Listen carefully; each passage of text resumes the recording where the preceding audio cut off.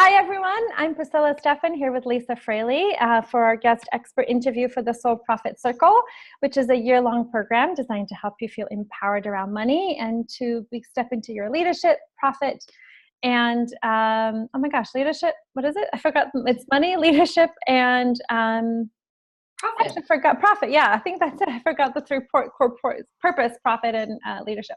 Anyway, I'm here with Lisa today, and this is a really important topic that I wanted us to talk about. Lisa is an attorney, holistic health coach, a speaker, an author, just delightful person that helps us feel empowered around the legal aspects of business. And there is a correlation between protecting ourselves legally, energetically as well, and how much money we make or how much the profit leaks that we can have if we're not legally protected in our business. And my mom, who's an attorney, always told me, Priscilla, ignorance is not a defense when it comes to the law.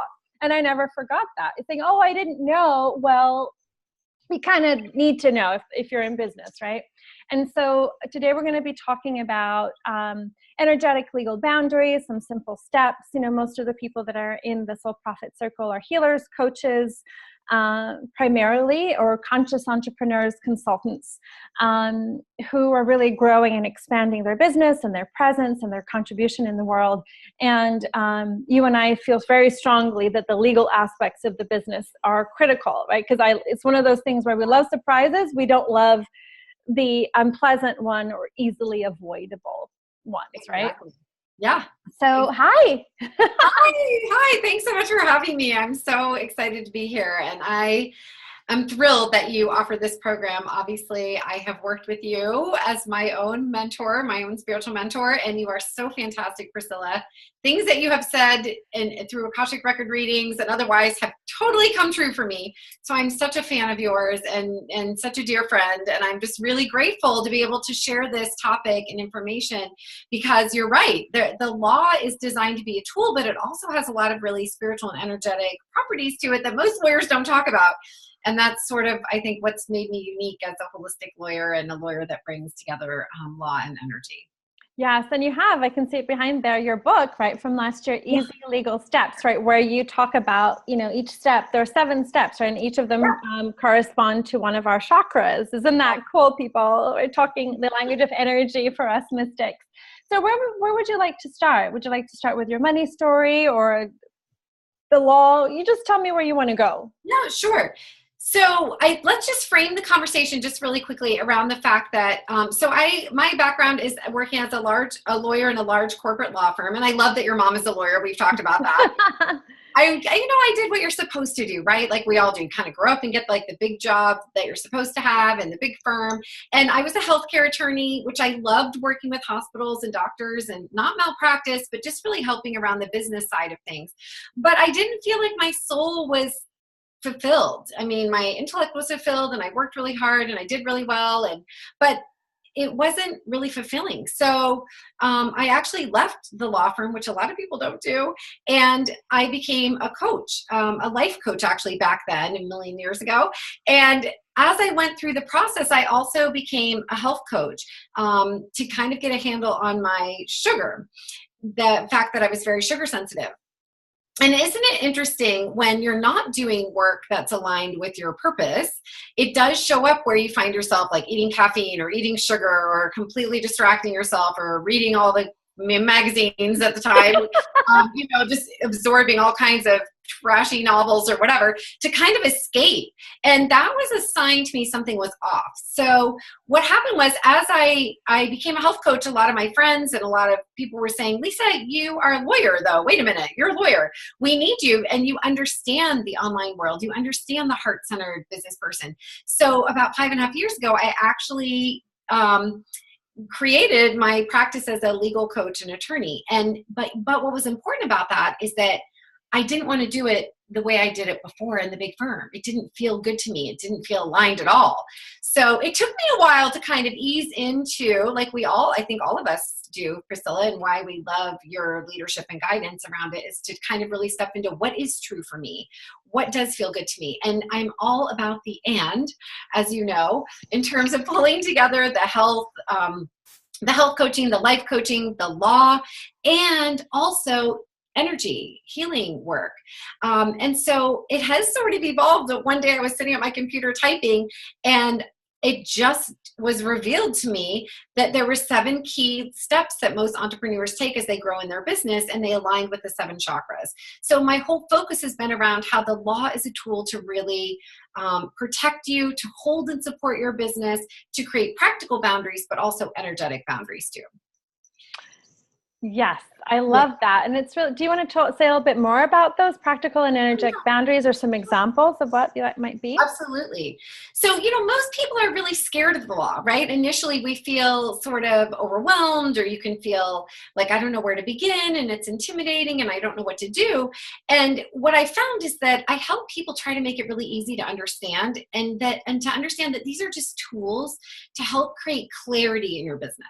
Because when you have clarity in your legal documents, then you often have clarity in your other boundaries as well. So when you create practical clarity and boundaries and language to fall back on, in order to do that, you actually have to be clear yourself about what your policies even are to be able to put them in writing. So for example, like, you have to be clear on your payment policies. What happens if someone is late paying you?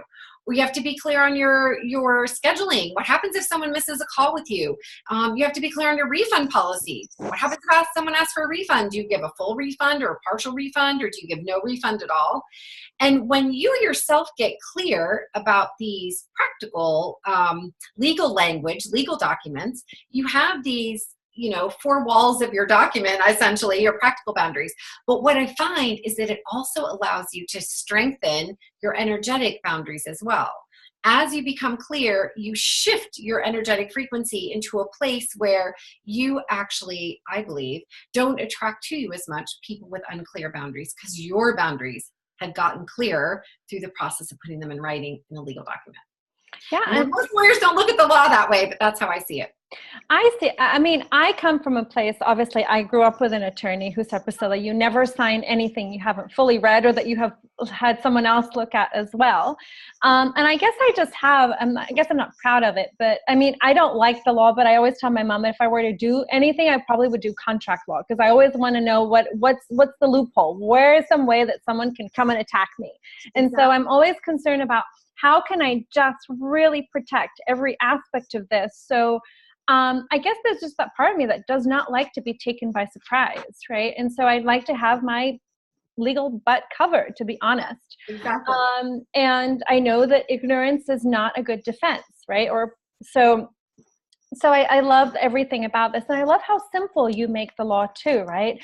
For business owners. So I'd love for you just to share a little bit. I have a sense that our group probably has at least some legal documents already in place, but maybe some, like, for example, like a client agreement. That's, I think, the first thing, coming from IIN, we both went to the Institute for Integrative Nutrition, right? We got this like template, which I started with. Right. But so what do you see, like, if someone doesn't have a lot of legal documents or don't even know where to begin, what would maybe be some things that they should start to consider looking at as a way to protect themselves and then expand into profitability? And if they already have some, maybe what might be some other things to consider? I love that you asked that question, because I tell people there are 3 areas that you want to practice in your business as you grow. The first one is your income, connected to profitability. The second one is your work. And the third is your brand.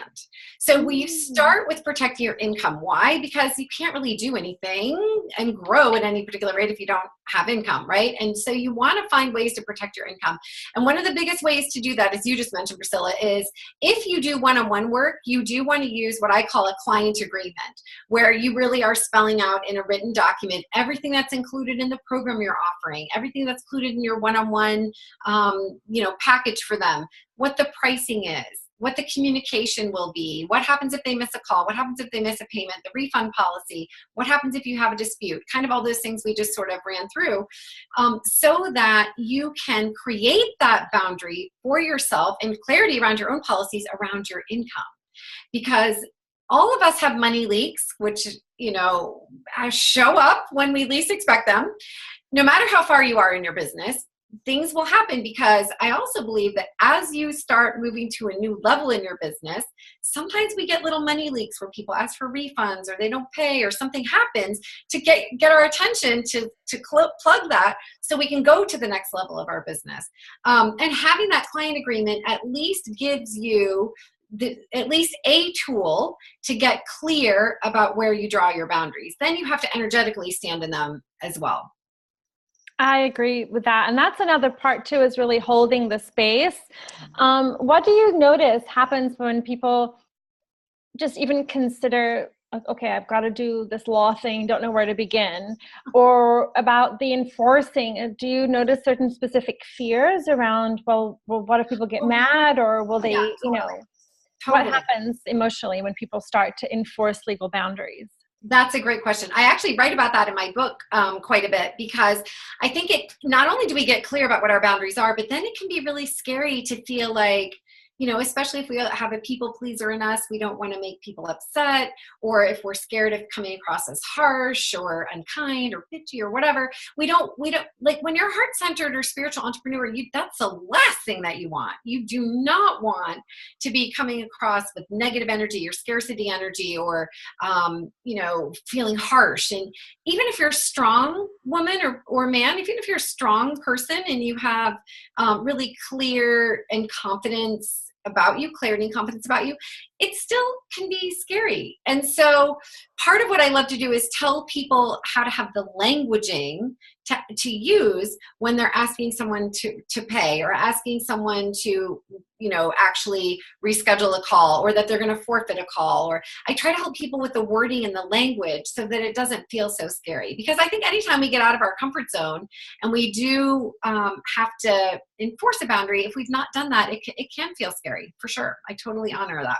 And can you share like what you've seen with your clients and with yourself when you go from, oh, I'm afraid, I guess it's just overwhelming, I don't know where to begin, or it's going to cost me too much money, and like when they really go from overwhelm and fear and not knowing to having their documents in place, how they show up energetically in their business, and then even how that might impact their income?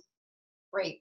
So you said it so beautifully at the beginning. I think it's very normal for any of us when we're working in an area that's not our expertise, to feel overwhelmed, or to feel confused, or to feel like, I just don't even want to deal with that, because first of all, I'm a good person. Nothing will happen to me. That's one thing people will say, especially spiritually oriented people. They'll, will also say, well, I don't want to attract any negative energy by focusing on this, or, I'm just not, I'm too small. My business is too small. Nothing will happen. I don't have enough income to really lose. These are all very normal things that you can feel at the outset.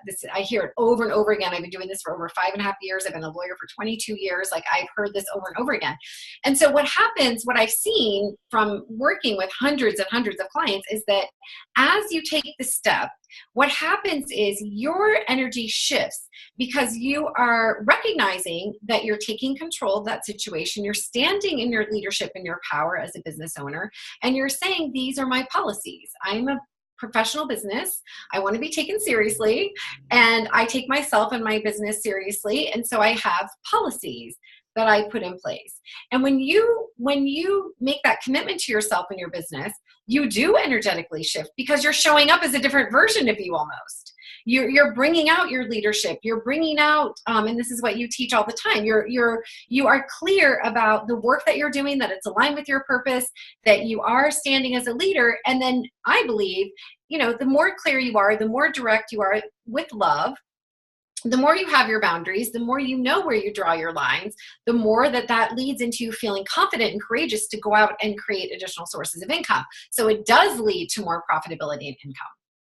Yeah. And I think for me, I feel confident, having gone through this process. And I see this as I've referred clients to you, or you just told people, go get your legal stuff handled, is that because there can be a lot of energy that's leaked, right? Because there's the wondering, the trying to, the push-pull, resisting, reacting, I don't know.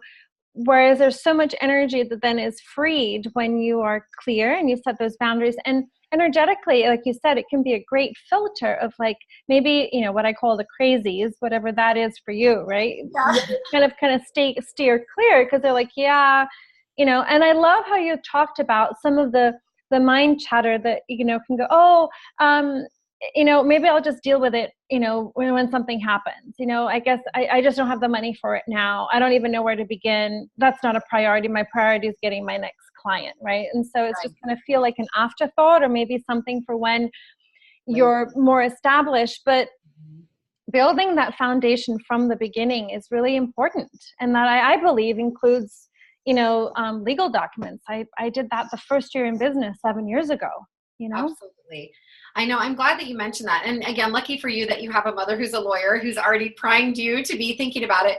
But it can feel uncomfortable because it's a stretch for, it's like stretching into a new part of your business. And for some people, I think too, there's comfort in staying small for all kinds of reasons, right? There's comfort to feel safe and to feel, but ironically, like you said, what happens is that we feel that we're staying small, but we're often staying stuck.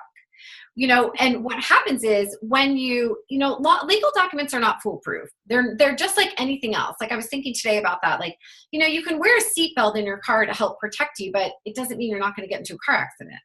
You can have insurance for your home, but it doesn't mean that there's not a tornado or a flood. Like, we take these steps to help protect us and to help us feel safe and to help us have tools in our toolbox, so that you shift the way that you show up in the world. We can't always control what other people are doing. Like you said, we can't always control the crazies out there, but we can control what we are creating with conscience, and what we are creating with love, and what we are creating with intention. And that shifts how you show up in the world. And that's your area of expertise, Priscilla.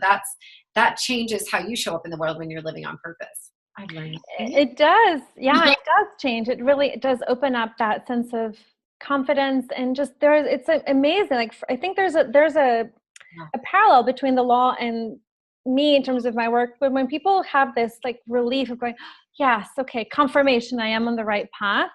And I think legally, when they can say, okay, I've got my business, my livelihood protected, and my future, because, if you're a sole proprietor, right, and you don't have that distinction between, business and your personal life, and somebody comes after you, that can be an issue, right? It can affect your family. It can affect, so many things, right? If you don't have policies and procedures, people can potentially decide that, oh, I can take advantage of her, right? Yeah. Or if you don't protect, like you said, your work and your intellectual property. We see this all the time in our world, unfortunately, and it's prevalent that people steal intellectual property all the time. And your brand, your presence. And so this speaks to livelihood. It's a very base, I guess, like first chakra thing of survival, it's not, I'm a strong advocate of this because, of course, this is just my interesting point of view, right? But this is our future. This is our blood, sweat, and tears. This is our love, our heart. And so protecting it to the best of our abilities is a form of empowerment. Yeah. And leadership, as you said, which I really think is true, because then I've seen this energetically, and I'm sure you have too, right? The moment you hire a coach or you hire someone and you see that they already have this legal framework or a template or an agreement where they stipulate, you're like, whoa, looks like she knows what she's doing. Okay, she's just not letting me, there aren't nooks and crannies for me to try to crawl through to get my way. Right. She's telling me this is a go and this is a no-go. Play or leave, Yeah. It does give you credibility, and it makes you feel more credible having it too, which is interesting. And what happens is people actually take you more seriously when you have legal documents in place, or an LLC or an S Corp. I don't know that they should, right, Priscilla, but they do. They just do, because they know that you're showing up in more of a formal business capacity, which means you're showing up as a business owner with a lot of power. And I talk about the fact that I believe the law is really designed to help you feel safe, secure, confident, and empowered. Like those 4 words are the key words I always talk about, because when you feel safe, when you feel secure, when you feel confident and you feel empowered, that's when you go out into the world. That's when you don't hold yourself back anymore. That's when you create new programs and new income and new products, and you show up in a bigger way because you have expansive energy. You've expanded your energy because your root chakra is you're feeling more secure and grounded and safe. So then it allows you to, move up into your higher chakras and actually, create from there. I'd love to talk about speaking our truth and speaking up for ourselves and defending ourselves in different ways. So have you noticed that, how does that turn, what have you noticed either for yourself or for your clients? Because speaking up, I think, is something, it's part of leadership.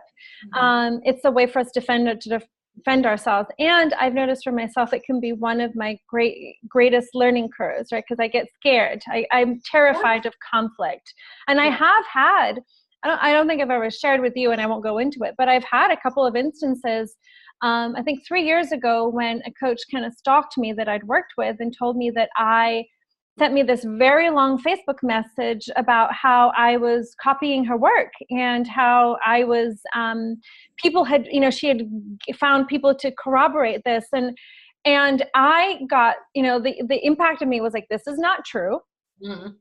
And the first thing I did was I hired my attorney from New York, and I asked, okay, did I do something wrong here? If I did not, I want to legally, we're cutting this now. And she got really upset because she did not expect me to come back with a legal document.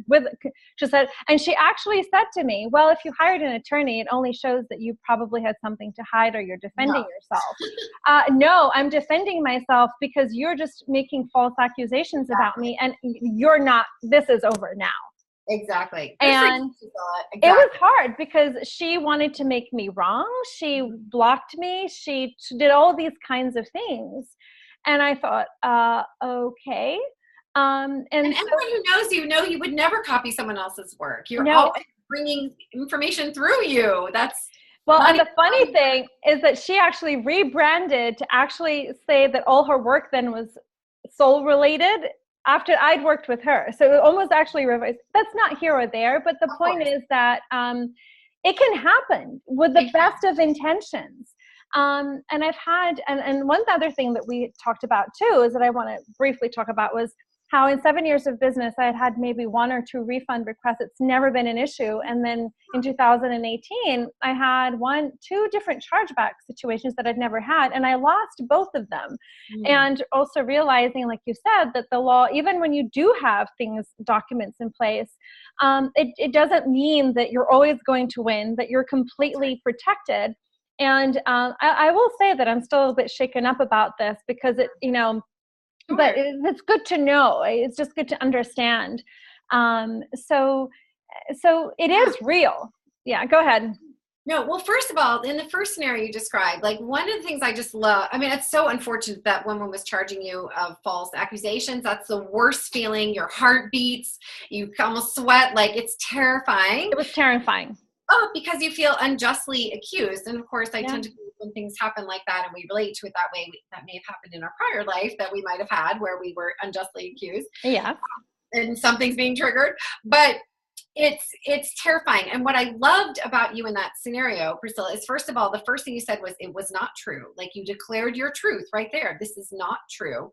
The second thing you did was you stepped into power. You didn't stay in a disempowered state of, oh, poor me. And that's okay if we have moments where we just need to feel our emotions and feel what we're feeling. I don't mean to disrespect that, but you didn't stay there. You then moved to a place of saying, okay, what do I need to do about this? I'm going to get an attorney. I know how to do this. My mother's an attorney. I'm going to get my local attorney. I'm going to figure out what to do to stop this. And you were standing in your leadership and power and speaking your voice in a way that felt very empowering to you. Everyone responds differently. Some people go right to have a lawyer help them. Other people do other things. And I loved that you knew what to do and you went and did something about it. And that you said you shocked the pants off of that gal. She was not expecting that. She never expected it was a 2-page letter that was written by my attorney with my help. explaining to her the law, what was or was not legally her claim, and that had she any further claims or issues, that she would have to directly speak to my attorney about it. Of course. And so kudos to you, Priscilla, for taking action. Like, the piece that's so important is that you were feeling wronged and you took action to defend yourself. You stepped into that energy of leadership to defend yourself. It's so uncomfortable and it can feel so icky. And there are times when people have even copied me and I've had to deal with it too. Like, it's such an uncomfortable feeling, but it's so important as a business owner to know that you have rights, you have a voice, and you can step up and do something about it, and still be loving and spiritual and caring, right? You can pull out your mama lion roar, do not say things about me that aren't true, and you can still stay centered in who you are, which I think sometimes people fear that they're going to go too far this way, but you can, it's an and, it's always an and, you can do both. So kudos to you for that, Priscilla. Awesome. And thank you for sharing that with everyone too, because I think it's such a good example to show how you can actually do it. I was shaking. I remember. I mean, it really goes back to that survival, like of being under attack and livelihood and reputation. It really triggers a whole bunch of stuff. Yes. And it helps you to know that you, like you said, you can speak up, and it's okay if it is uncomfortable and it feels contentious, right? And in my case, my priority was to know how to legally defend myself before the law, right? Because he said, she said is irrelevant. Before the law, where do I stand, and how do I end this as quickly as possible? Because it was an energetic vomit. It was horrible.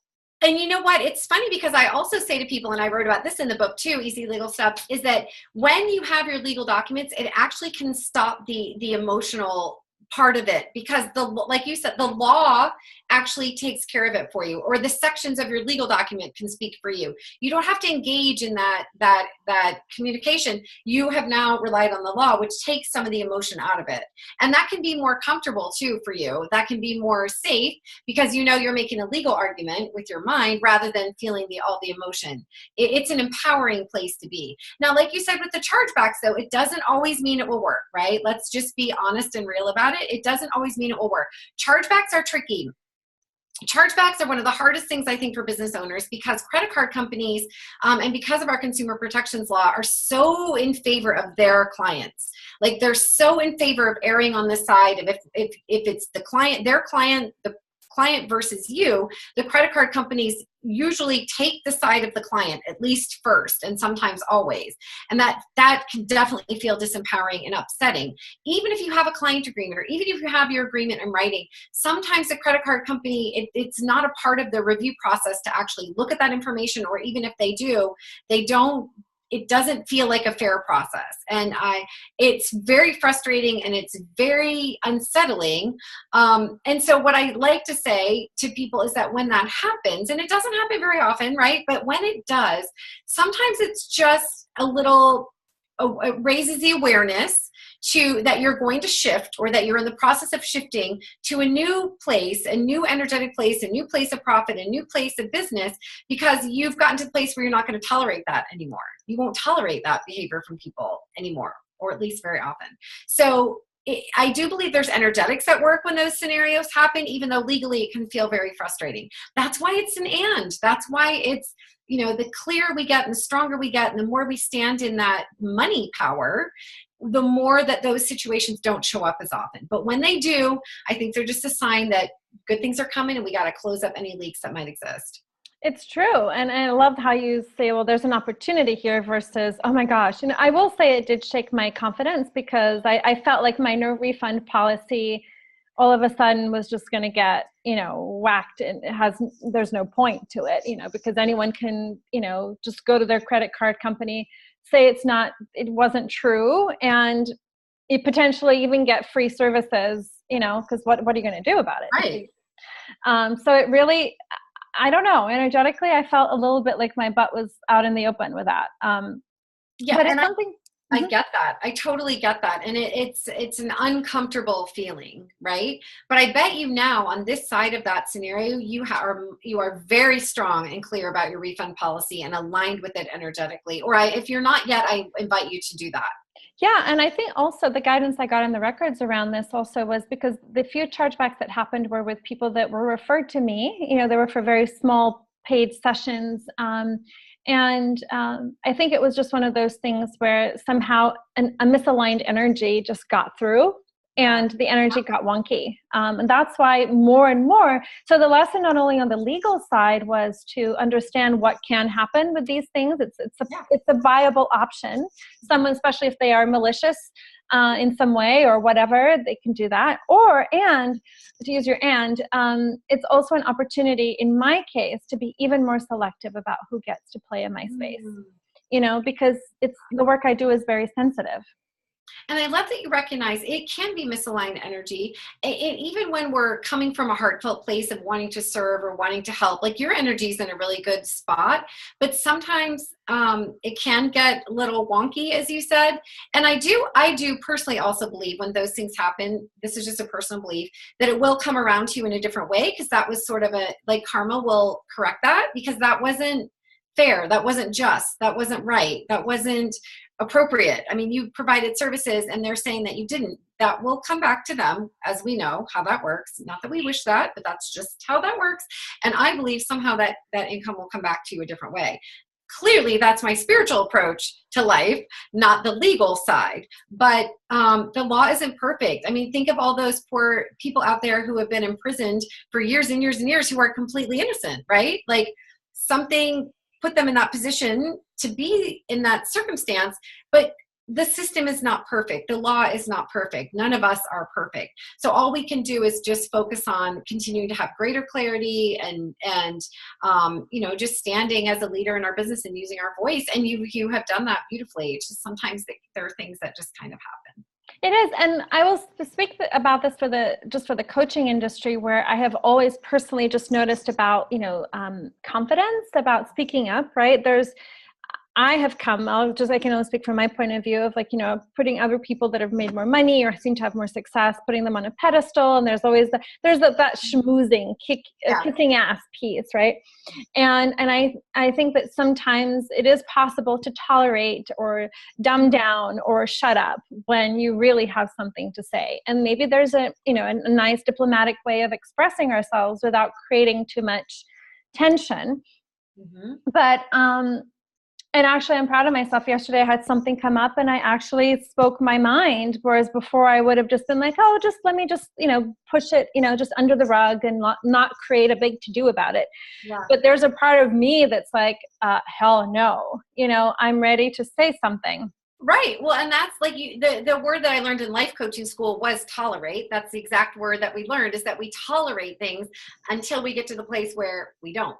And it's funny how when we make that switch, like perhaps some of those things happen. So then you now are at a different place where you're like, yeah, I don't tolerate that. My old self might have tolerated that. I don't tolerate that now. And when you're on the other side, you can't go back. Like you felt the need to speak. You felt the need to talk. You felt the need to express yourself. And kudos to you. It takes courage. And it's kind of like a muscle, right? We practice to say it because it doesn't feel comfortable at first.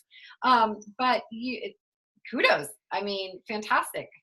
Really? It's important. I mean, I did get a little bit testy, I think, so I beat myself up, and there was still self-doubt. And I'm not saying this just to share my story, but I feel like we all kind of go like, did I need to say it this way? Why did I even bother? Wouldn't it just be easier just to be quiet and just, let it go, just take the spiritual side? But it's like, hold on a minute. Yeah. No. There are some things where it's like, no.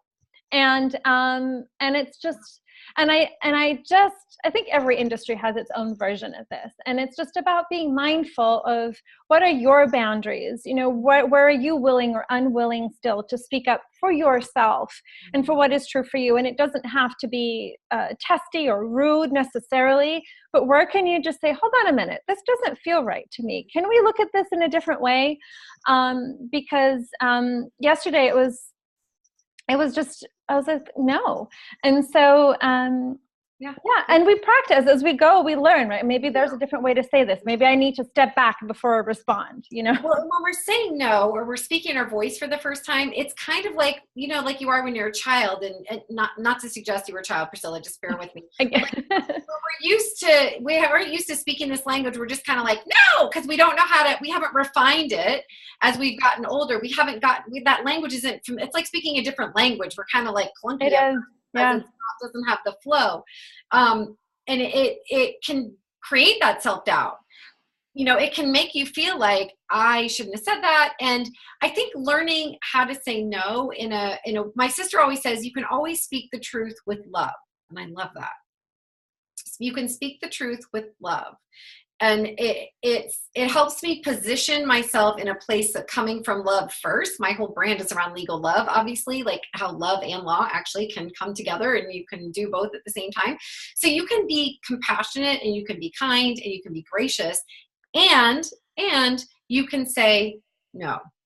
Right? So that you can have all of you showing up in that conversation.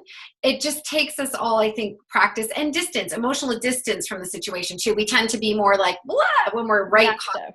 But if we step back a little bit, then we can kind of say, okay, how can I be compassionate or validating? Like, I hear you. I understand you're concerned. I understand you're not happy with this, or whatever the case is. You know, I totally understand. I'd love to talk to you. I'd love to support you. And this is my, whatever. Just start practicing how to say it. I thank you for sharing that. Like, I completely relate. I've had to do that as well. I have to keep learning how to do that as well, even as a lawyer, because I'm a human too. And I have to learn. It's much easier for me to defend someone else always than to stand up for ourselves. So, I think we all are in it together. We're all learning how to do that in better ways. And one thing that my friend who's really good at kind of like what I call like corporate communication, you know, like those like great customer service people. And a distinction that I want to share with everyone and with you, even if it helps, is she said, Priscilla, there's you, Priscilla, the person, and then there's Priscilla, the brand. Yeah. And Priscilla, the brand must respond, not Priscilla, the human that wants to go like, yes, the business. And so she said, you know, this is a reflection. This can be shared. This, you know, this has a life once it's in writing or in any form that people can share or repeat. It's always about having that filter. And it's still a process for me where there's a part of me that wants to show people, like, give them a piece of my mind, that wants to show them I'm angry. I'm like, how could you possibly consider doing this, you idiot? Yeah, exactly. There have been certain instances, and it really is that taking a deep breath and say, okay, what is the bigger picture here? You know, one of the great questions that I love from Access Consciousness is what will create more here? What will create more here besides just, which I've had. What I always do too is if I look back at myself in a week, how will I wanted to respond? Oh, that's a great one. Look back as my best version of myself, how will I have responded? I love that. I'm going to take that on, the best version of myself. I think I could have used a little bit more of my best version yesterday. And also sometimes it helps to take some of the personal angst and significance out of things too, because it feels so big and like, I've got to, you know, whatever the issue is.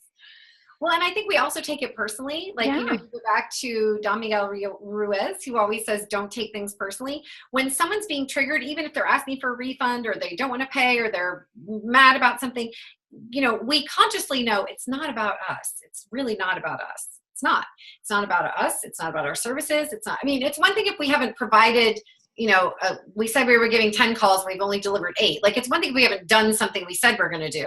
But generally speaking, you know, when people are being triggered, it's not about us. It's about them, right? It's whatever they are now afraid to pay or to show up for themselves or to complete something or to honor themselves, or they're trying to energetically back out. Like, it ends up affecting us, unfortunately, but it's not about us. And I try to remind myself of that too.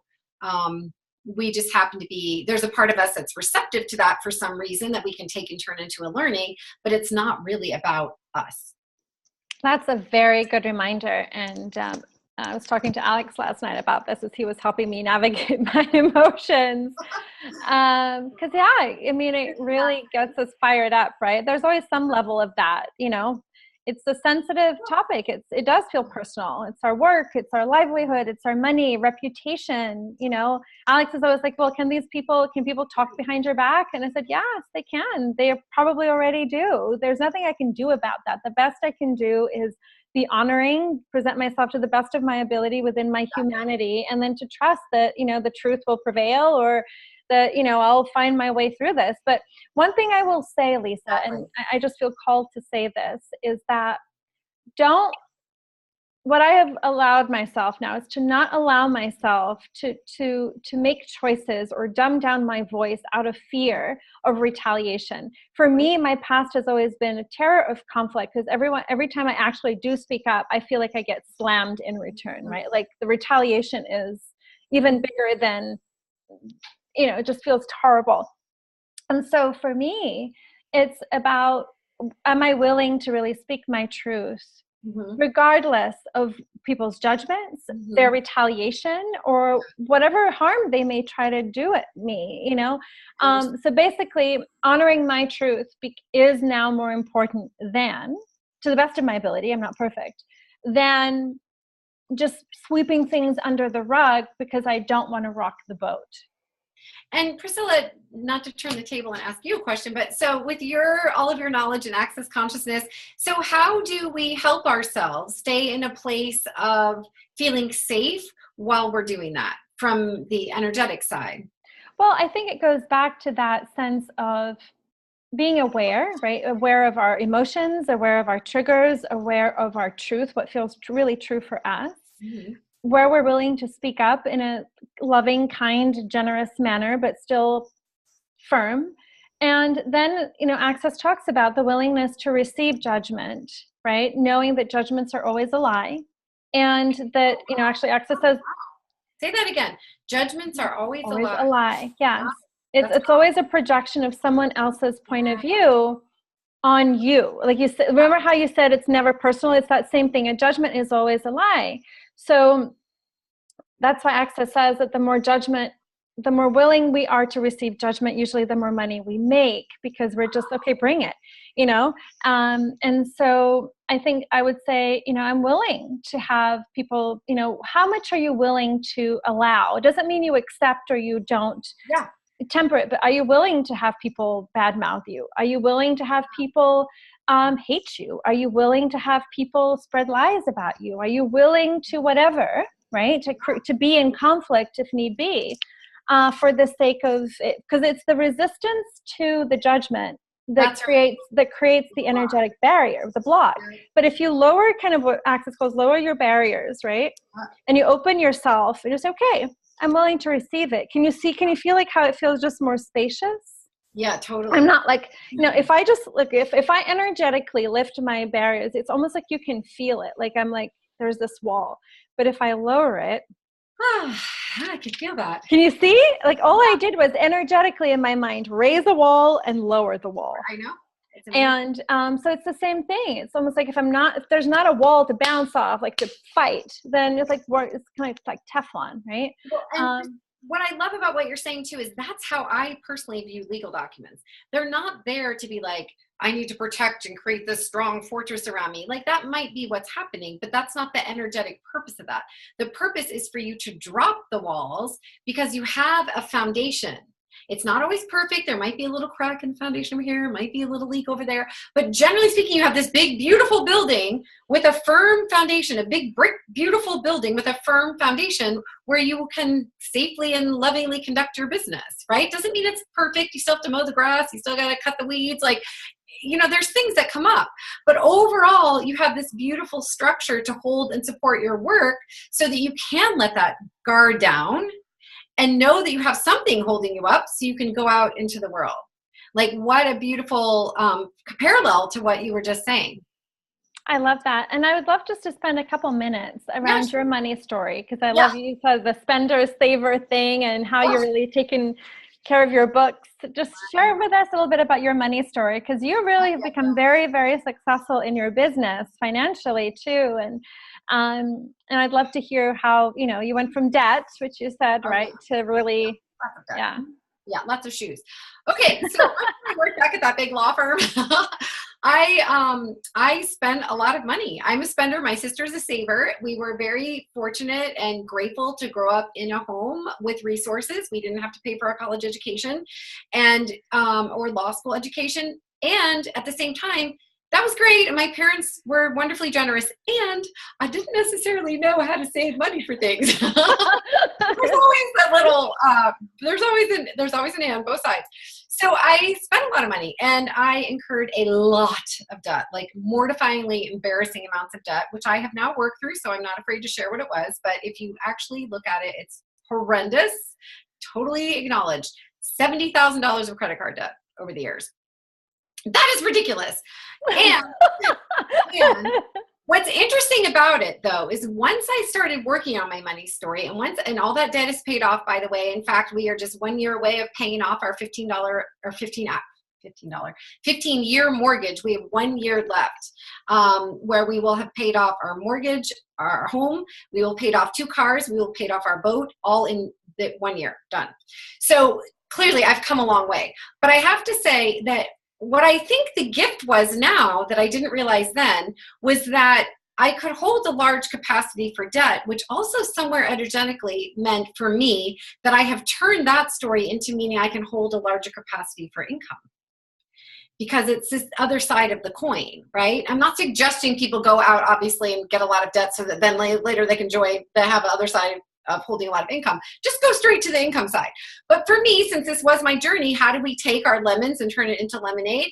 I realized, oh, wow, if I have the capacity to hold that much money in a situation that made no sense, maybe I can hold this much income over here in a situation that does make sense and that is designed to move towards my future in a beautiful way with beautiful things that I have wanted for myself, like becoming debt-free in a year.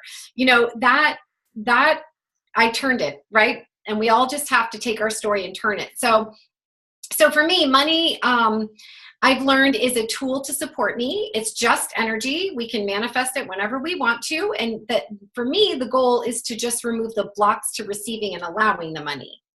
It's already on its way, I believe. It's already on its way. We just have to get out of its way.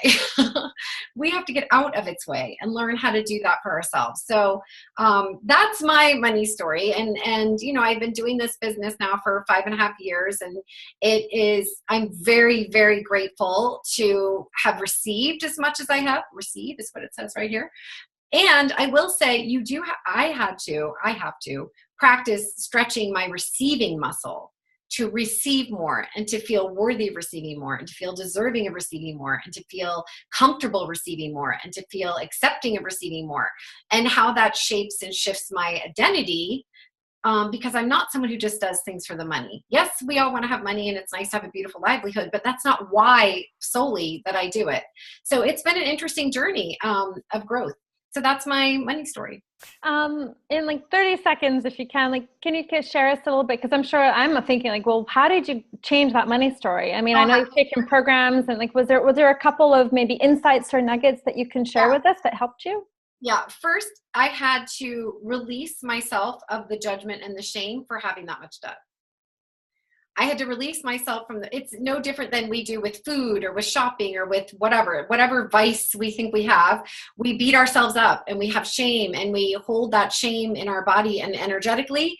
And I had to give myself permission. Ooh, it makes me teary, to forgive myself for that, because I didn't know. It's like what Oprah and Maya Angelou always say, when you know better, you do better. I didn't know. I mean, I should have known, but I didn't know. So let's not beat ourselves up for what we didn't know. Let's start being grateful that we now know and start taking steps to create a plan, to save for debt, to save, to pay off debt, to save savings, to put money aside for investment, just one little tiny step at a time. You don't acquire that much debt overnight, unless you make one giant purchase, which I didn't. I was buying shoes and makeup and garbage. And not that that's bad, but and you also can work down your debt one step at a time. So that's my, I guess, love, compassion, self-compassion, start there and then come up with a plan. Exactly. And that, even if it's baby steps, but consistently, and give yourself some space. I believe with food, it's important also I don't do well with strict. Personally, I like to have pleasure. So I have chocolate every day. I follow my awareness. So there's always time to, money for some shoes or get my nails done or whatever. But Nothing Yes, wrong with that. but it Nothing also wrong with means that.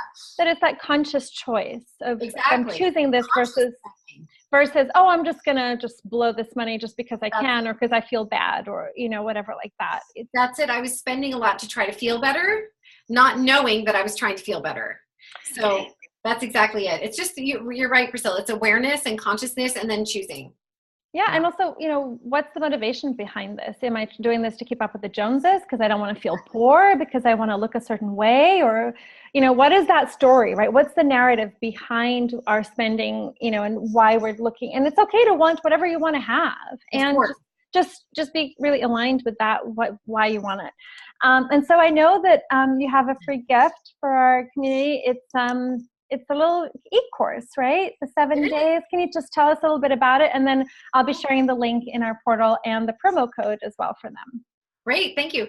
So like we said before, remember how I said there's 7 legal steps that most entrepreneurs need as you grow in your business?